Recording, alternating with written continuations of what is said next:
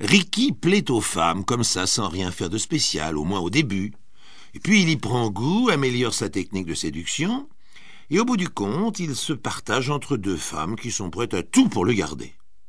Et un jour, il décide de les présenter l'une à l'autre.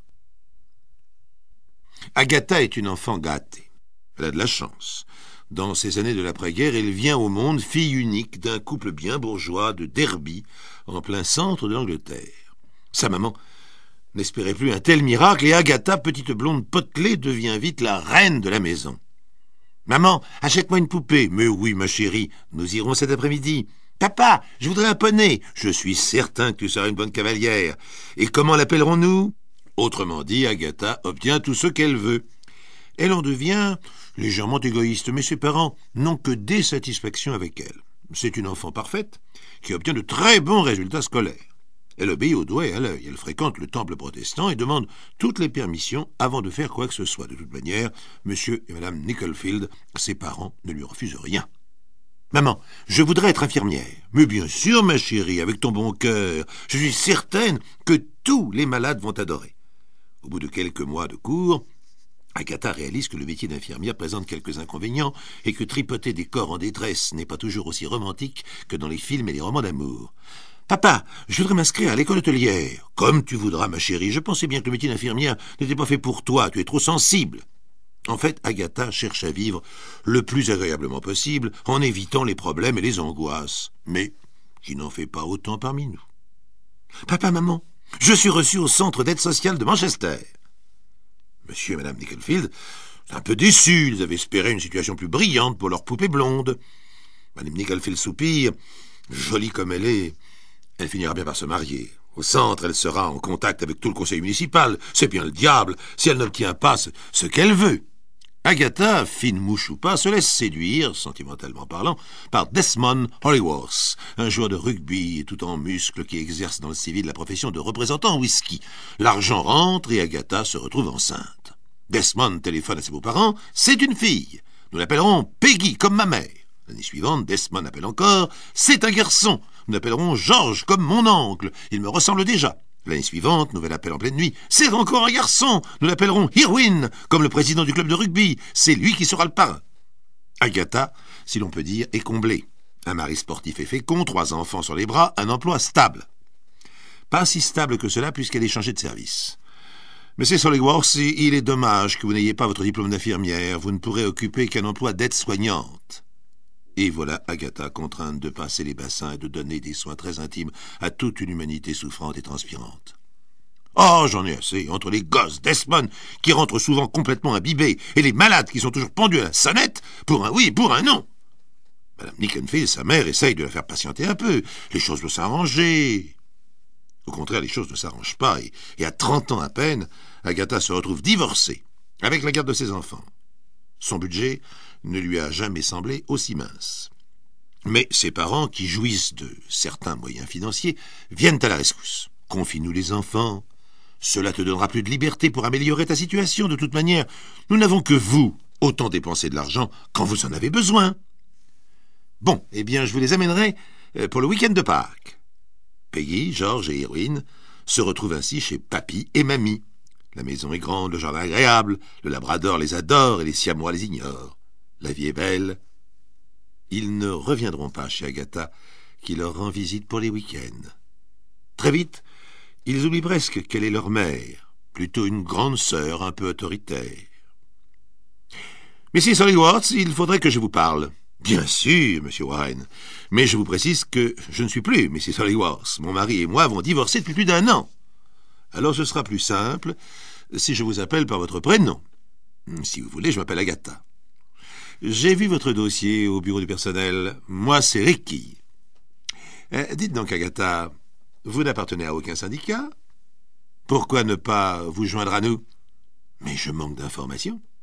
Il y a une réunion ce soir, venez. Je dois exposer les grandes lignes de notre programme et ensuite, si vous n'avez rien de mieux à faire, nous pourrions finir la soirée, je ne sais pas, en dînant ensemble. Avec plaisir, justement, je suis libre ce soir. Agatha assiste à la réunion et se sent peu à peu envahir par le charme viril de Ricky. Elle le connaissait de vue et jusqu'à présent n'avait échangé avec lui que des paroles banales. Ce soir-là, elle l'écoute avec passion. Sa voix grave, ses envolées presque lyriques quand il parle de l'avenir, lui donnent la chair de poule. Ah, il est bel homme, c'est incontestable. Le dîner se passe très agréablement, lumière tamisée, vin de France. Ricky sait y faire quand il a une idée en tête. Le dîner suivant a lieu dans le petit appartement d'Agatha. Ricky ne rentre chez lui qu'au petit matin. Aucune importance, il est encore célibataire. « Tiens, mon cœur, j'ai écrit ce petit poème à ton attention. Tu le liras quand je serai parti. Ce matin, je dois assister à la réception du ministre du Travail. »« Un poème pour moi ? Mais tu as vraiment des talents cachés, et encore, tu n'as pas tout vu. » Et Ricky monte dans sa petite Mustang rouge qui file sur l'asphalte mouillé. Agatha, pourtant, connaît suffisamment les talents de Ricky pour être amoureuse, éperdument amoureuse et heureuse. Il est beau, rieur, attentionné, surdoué. Son charisme fait des merveilles et sa carrière dans l'administration est fulgurante. Il est même franc-maçon. Et à mot couvert, il laisse entendre qu'il pourrait prochainement devenir grand maître de la loge. Une porte ouverte vers de nouvelles amitiés, de nouvelles alliances. Ricky, j'ai l'impression qu'un jour, tu finiras à la Chambre des communes. Ricky sourit énigmatique. Agatha, veux-tu m'épouser? Agatha, veux-tu m'épouser?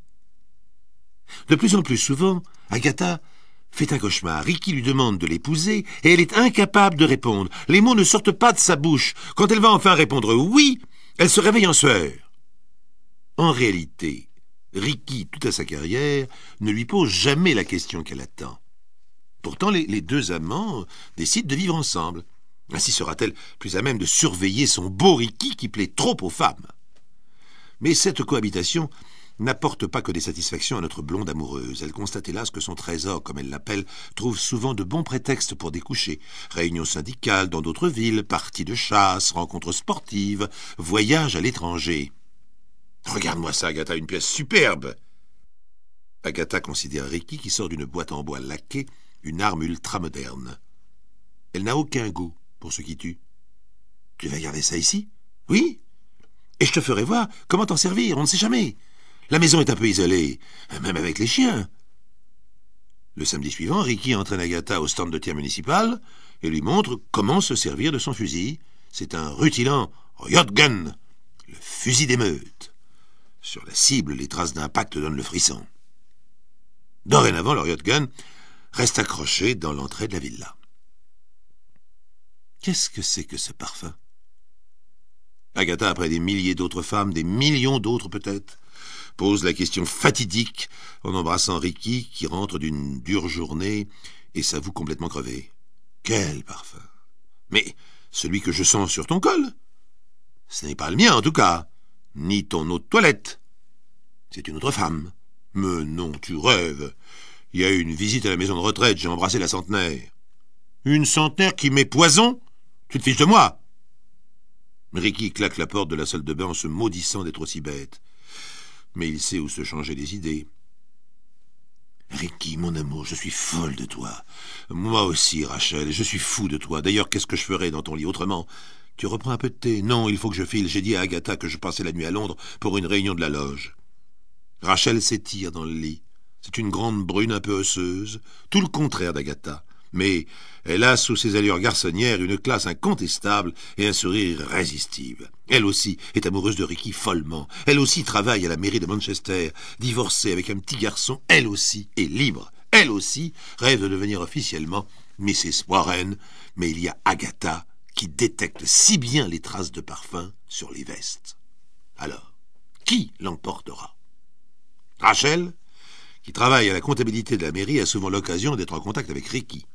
Désormais, elle multiplie les prétextes à rencontre. Quand elle ne peut pas voir Ricky de la journée, elle n'hésite pas à lui écrire un petit mot et à le glisser dans la poche de son pardessus qui reste accroché dans le vestiaire. Oh, oh, oh. Grosse erreur. Ricky, qui t'a écrit ça?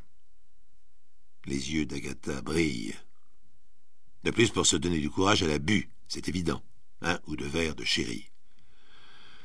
Ricky prend la lettre que lui tend Agatha. Sa bouche est une moue. On voit tout de suite ce qu'il pense sans le dire. Quel endo je suis. Mais quel crétin. Oh là là là, laisser traîner une lettre de Rachel dans la poche, c'est fin. Mais je t'assure que ce n'est rien. Une fille du bureau qui est folle de moi, mais je la décourage. Il n'y a strictement rien entre nous, je te jure. Sa lettre pue. Je reconnais son parfum, poison. Celui que je renifle sur tes chemises. Ne me prends pas pour une imbécile. D'ailleurs, sa lettre ne laisse aucun doute. J'ai soif de ton odeur, de ta chaleur, du poids de ton corps sur le mien. Hein? Est-ce qu'elle écrirait cela si elle n'était pas ta maîtresse? Le ton monte. Oui, bien d'accord, j'avoue, nous avons une petite faiblesse, mais ce n'est rien, c'est la curiosité qui m'a poussé. Mais elle ne présente aucun intérêt, c'est fini. Et il s'approche d'Agatha pour l'embrasser. De toutes ses forces, elle le gifle à la volée. Peut-être est-ce à cause de cette réaction violente, mais Ricky, le soir même, passe la nuit chez Rachel. Comme un petit garçon, il a besoin d'être consolé. « Oh, c'est fini, je la quitte. Maintenant, elle se met à me frapper, tu te rends compte? Ça n'a que trop duré. Viens donc t'installer chez moi, en attendant. » À partir de ce jour, Ricky adopte un nouveau genre de vie. Puisque Rachel connaît l'existence d'Agatha, puisqu'Agatha sait que Rachel existe, il navigue en zigzag de l'une à l'autre selon ses humeurs. Rachel ne proteste pas. Après tout, elle est arrivée après Agatha. Agatha supporte les humiliations en silence. Après tout, c'est elle qui, pour l'instant, vit chez Ricky. Pour marquer des points, elle tente de se suicider. Ricky se précipite vers l'hôpital, un bouquet de fleurs à la main. Et le regard plein d'innocence. « Mon poussin, pourquoi tu as fait cela ?» Agatha, sous perfusion, se tait. « Dès ce soir, je reviens à la maison. Tout va rentrer dans l'ordre. » Ce qu'il ne dit pas, c'est que Rachel et lui ont eu un accrochage sérieux au sujet d'une date de mariage éventuelle. Dès que Ricky réintègre sa villa, Agatha brandit à nouveau la menace du suicide. Ricky repart chez Rachel. Agatha écrit alors, au bureau, des lettres marquées personnelles qui seront pourtant ouvertes par la secrétaire, une vieille fille qui n'en croit pas ses yeux. « Mon amour, je ne peux vivre sans toi, ne m'abandonne pas, je suis ta chose, ne me repousse pas, ne me pousse pas à bout, tu ne sais pas encore de quoi je suis capable. » Oh, il faut en finir. C'est Rachel qui vient d'annoncer cette vérité évidente. Ricky approuve d'un mouvement de tête. « Comment? Ben, voyons-nous tous les trois. Mettons tout à plat sur la table. » Le téléphone sonne. C'est Agatha qui veut parler à son grand amour infidèle. « Écoute, Agatha, si tu veux, je viens te voir. Nous allons discuter et prendre une décision. » Ricky dit « je viens te voir » et non pas « nous venons te voir ». En fait, c'est tard dans la soirée, vers 22h, que la Mustang rouge pénètre dans l'allée qui mène à la villa. En entendant les pneus qui dérapent sur le gravier, Agatha, un peu pâteuse, quitte le fauteuil où depuis 2 heures elle attend, seule, dans le noir, l'arrivée de son Ricky. Sur le guéridon devant elle, une bouteille de sherry, vide, complètement vide. Agatha soulève le rideau. Ah, enfin le voilà. Mais elle voit que Ricky n'est pas seul. Rachel l'accompagne. Il n'avait pas annoncé sa venue à celle-là. Agatha descend rapidement jusqu'au rez-de-chaussée. Elle saisit un objet brillant qui pend au porte-manteau, vérifie quelque chose. Elle ouvre la porte qui donne sur le jardin où tout est enfoui dans la brume. Devant elle, serrés l'un contre l'autre, Ricky et Rachel s'avancent bras dessus bras dessous. Agatha, elle aussi, a quelque chose posé sur son bras. « Ricky, c'est toi, mon chéri. Viens !» La voix d'Agatha a une étrange douceur dans le calme du soir. Les pas de Ricky et de Rachel font grincer le gravier. La détonation retentit dans la nuit. Ricky n'a pas dit un mot en s'écroulant. La balle du riot gun qu'Agatha vient de décrocher dans l'entrée lui a perforé le cœur. Rachel part en courant vers la voiture. Agatha s'approche du corps de Ricky et s'effondre. « Mon amour, parle-moi, je ne voulais pas ça, mais je souffre tant. Dis-moi que tu me pardonnes. » Bizarrement, quelques semaines plus tard, le jury acquittera Agatha.